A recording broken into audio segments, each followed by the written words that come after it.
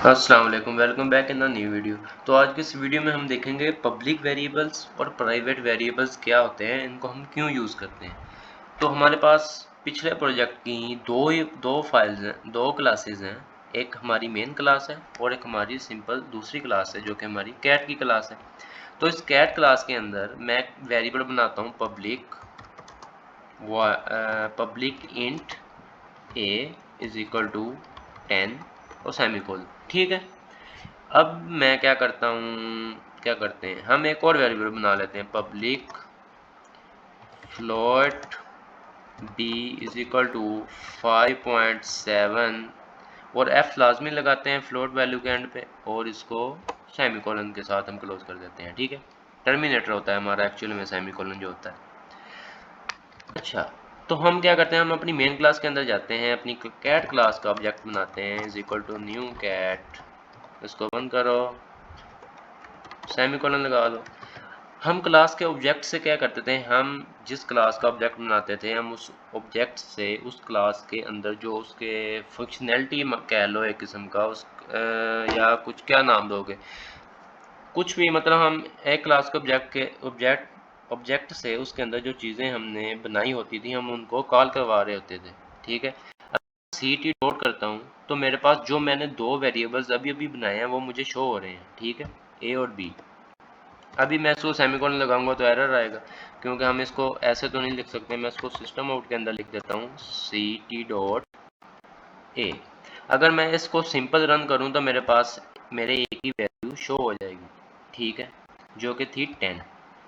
अच्छा, अगर मैं कहता हूँ मैं एक और वेरिएबल बनाता हूँ प्राइवेट इंट, इसका मैं नाम रख देता हूँ जी सी इज इक्वल टू 55 और सेमीकोलन। ठीक है। अभी हम अपनी मेन क्लास के अंदर जाते हैं। अगर मैं यहाँ पर लिखूँ सी टी डॉट, यहाँ पर देखो मुझे ए और बी ये ही दोनों वेरिएबल्स जो मेरे पब्लिक थे, ये ये दोनों वेरिएबल्स मेरे पब्लिक थे, मुझे सिर्फ ये दोनों शो हो रहे हैं। मुझे ये वाला जो सी मैंने बनाया मुझे ये क्यों नहीं शो हो रहा, ये मुझे शो नहीं हो रहा। क्यों नहीं हो रहा, इसका मसला ये है क्योंकि हमने उसको एज अ प्राइवेट डिक्लेयर किया है। हमने कहा है कि ये जो वेरिएबल है सी ये मेरा प्राइवेट वेरिएबल है, इसको हम क्लास से बाहर एक्सेस नहीं कर सकते। ठीक है। जो हमारे पब्लिक वेरिएबल होते हैं हम इनको क्लास के बाहर एक्सेस कर सकते हैं, क्योंकि ये हमारी क्लास की ये जो हमारी कैट की क्लास है यहाँ पर एंड हो जाती है। हम नई क्लास के अंदर जाते हैं ना, तो हम उस प्राइवेट वेरिएबल को सिर्फ कैट के अंदर एक्सेस कर सकते हैं, इस क्लास के अंदर उसको एक्सेस नहीं कर सकते। ठीक है।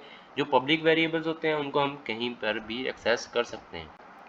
तो इसलिए मुझे यहाँ पर ए और बी दोनों शो हो रहे हैं।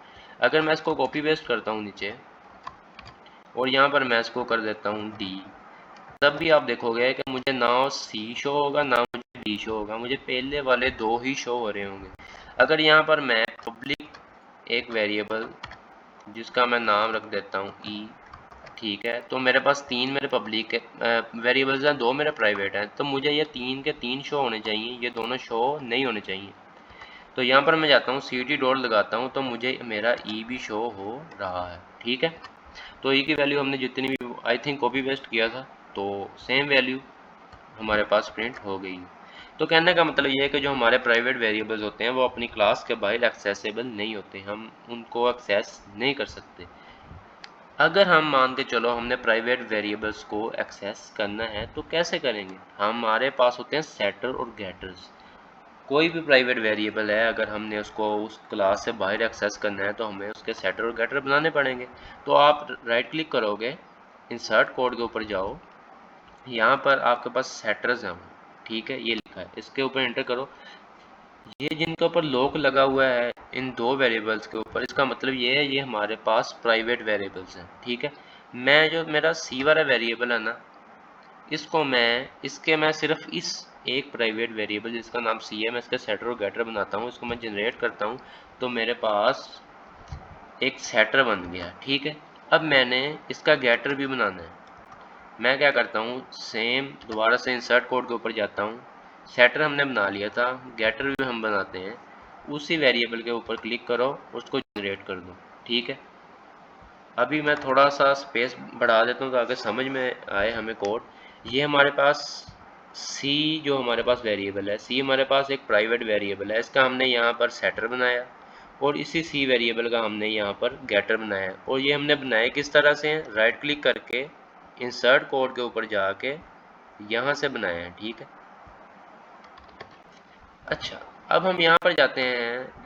अब होना क्या चाहिए, होना ये चाहिए कि हमारे पास जो हमने प्राइवेट वेरिएबल के सेटर और गेटर बनाए हैं उनको हमने यहाँ पर एक्सेस करना है। तो हम ct डॉट लगाते हैं। तो मेरे पास ई था, कौन सा वेरिएबल था, मेरे पास था सी, ये वाला सी। ठीक है, मैं क्या करता हूँ ct डॉट, ये देखो यहाँ पर मेरे पास वेरिएबल, मेरे पास एक मेथड बन के आया है गेट सी का, जो कि पहले नहीं था। अगर मैं इसको रिमूव कर देता हूँ आपको समझाने के लिए, इसको मैं कमेंट आउट करता हूँ, यहाँ पर जाता हूँ, मैं दोबारा से लिखता हूँ ct डॉट। देखो यहाँ पर मेरे पास कोई भी सेट या गेट वाला कोई भी मेरे पास फंक्शन मुझे मेथड शो नहीं हो रहा। ठीक है, इसको मैं अनकमेंट करता हूँ वापस से। ठीक है, अब मैं यहाँ पर दोबारा से डॉट लगाता हूँ तो ये देखो मेरे पास गेट सी और सेट सी के दो मेथड मेरे पास आ रहे हैं। ठीक है, अगर मैं करता हूँ सेट सी के ऊपर क्लिक करके इसको मैं एंटर करता हूँ तो मैं यहाँ पर एक वैल्यू, कुछ कोई भी वैल्यू देता हूँ। ठीक है, वैल्यू मैंने दे दी। अब मैं क्या करता हूँ ct डॉट गेट सी, मैं यहाँ से सी को करूँगा गेट, लेकिन अच्छा ठीक है, हमने यहाँ पर इसकी वैल्यू सेट की, यहाँ से हम इसे गेट कर रहे हैं। मुझे कैट के अंदर जाने दो, यहाँ पर ये इसको क्या कर रहा है, सी को रिटर्न कर रहा है। तो अगर मैं इसी चीज़ को सिस्टम आउट के अंदर लिखता हूँ साउट ct डॉट गेट सी, ठीक है, यहाँ से मैं इसको रिमूव कर देता हूँ। अब मैं इसको रन करता हूँ तो मेरे पास ये वाली वैल्यू शो होनी चाहिए। ठीक है, हमने क्या किया, मैं आपको अभी समझाता हूँ हमने क्या किया। हमने कहा कि हम प्राइवेट जो हमारे पास वेरिएबल्स हैं उनको क्लास से बाहर एक्सेस कैसे करते हैं। हमने यहाँ पर इस सी को एक्सेस करना था, हमने इसके सेटर और गेटर बनाए। ठीक है, इस सी के अंदर बाय डिफ़ॉल्ट हमने वैल्यू रखी 55। ठीक है, हम मेन के अंदर गए, हमने उसकी वैल्यू को क्या किया, हमने उसकी वैल्यू को ओवरराइट कर दिया 56 से, फिर उसके बाद हमने उसकी वैल्यू को गेट कर लिया। ठीक है, अगर आप चाहते हो उसकी वैल्यू हमें वही शो हो जो हमने बाय डिफ़ॉल्ट रखी थी at the time of initialisation, तो हम इसको सेट करते नहीं, हम सिर्फ उस वेरिएबल को गेट करते हैं, उसको सेट नहीं करते। तो अब मैं रन करूँगा, उसकी वैल्यू हमें वही शो होनी चाहिए जो हमने at this time of initialisation रखी थी, जो कि 55 थी, और हमें ये 55 शो हो रहा है। तो इस तरह हमने देखा कि हम सेटर और गेटर की मदद से कैसे अपने वेरिएबल्स को एक्सेस करते हैं दूसरी क्लास के अंदर। तो अगर मान के चलो मैं यहाँ पर ct के थ्रू अब इस वेरिएबल के हमने सेटर और गेटर बना दिए। ठीक है, ये तो वैसे ही पब्लिक है, इसके हमने सेटर और गेटर बना दिए।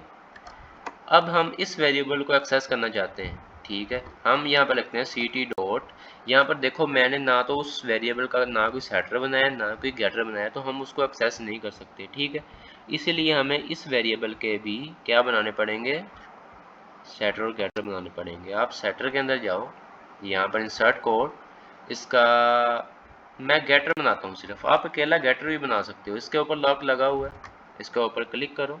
ठीक है, हमारे पास वेरिएबल क्या था मुझे याद भूल गया, वेरिएबल का नाम हमारे पास डी था।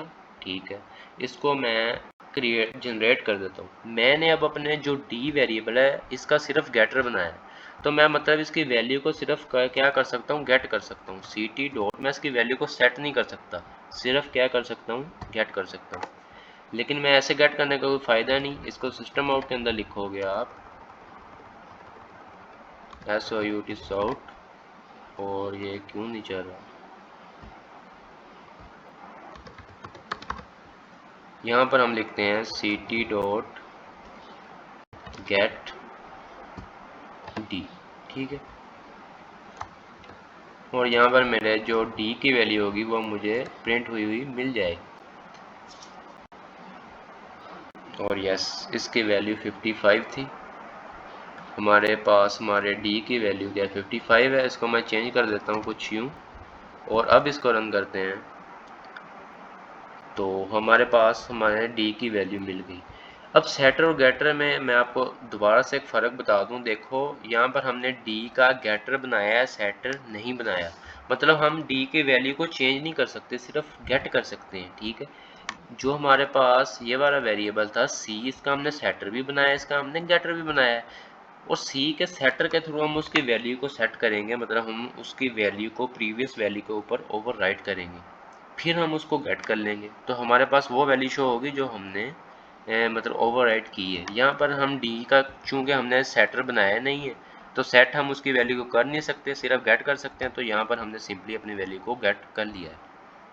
अपना ख्याल रखिएगा, फिर अगली वीडियो में मिलते हैं। अल्लाह हाफिज़।